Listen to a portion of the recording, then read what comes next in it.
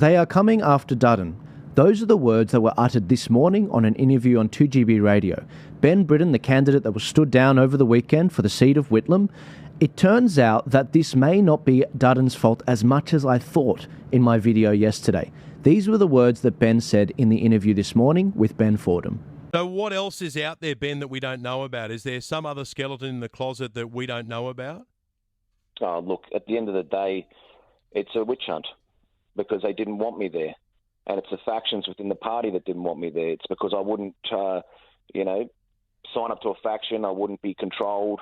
I wouldn't be told what to say. I would say what I want when I want. And at the end of the day, what's occurring within the New South Wales division right now is a systematic plot from the left faction, working hand in glove with members of the right faction who are traitors to stab Peter Dutton in the back, ensure he doesn't get elected as the Prime Minister, so they can roll him as leader.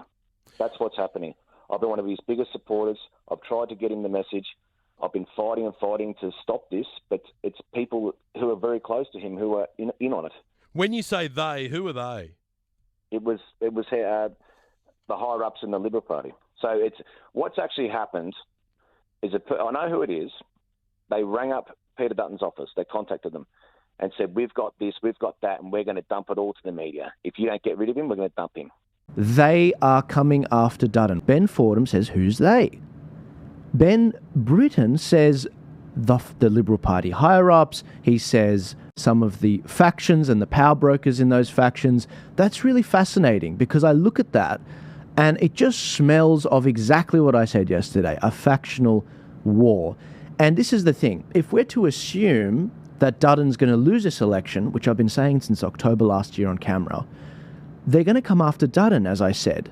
And if they think he's going to lose now, they're already starting the replacement of Dutton. They are already doing the purge of Conservatives in the party. They are already making sure that they can fully take over the party, these left-wingers in the party. Now, if it turns out that it was actually some of these Liberal Party higher-ups, who could it actually be? Well, there's a couple names that come to mind. And now Ben didn't go near this. He didn't say exactly who it was. But I'm going to speculate from this point in the video.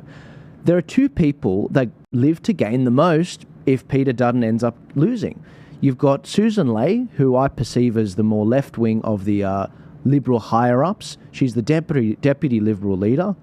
And then you've got Angus Taylor, who is the treasurer of the Liberals, and he's presumably the one that would take over of the Liberals as the opposition leader if Dutton loses this election. And this is the sort of trend we see all over the world. We see Rishi Sunak, he was the treasurer, and then he went on to become the Prime Minister. And we see this with a bunch of other people like Josh Frydenberg, was the treasurer, would have become the opposition leader numbers-wise, but he lost his seat to the Teals. So I'm very interested to see how this pans out. And I think if it turns out and it comes out that Angus Taylor or Susan Ley were the ones that had a hand in getting rid of Ben Britton through these ridiculous claims, many of which were unfounded, as spoken about in this interview with Ben Fordham, or it turns out it was just a factional play because they disagree with Ben on this topic, it's war. It's absolute war. What they've done to Ben was, in my view, criminal. We just don't have the law for it yet.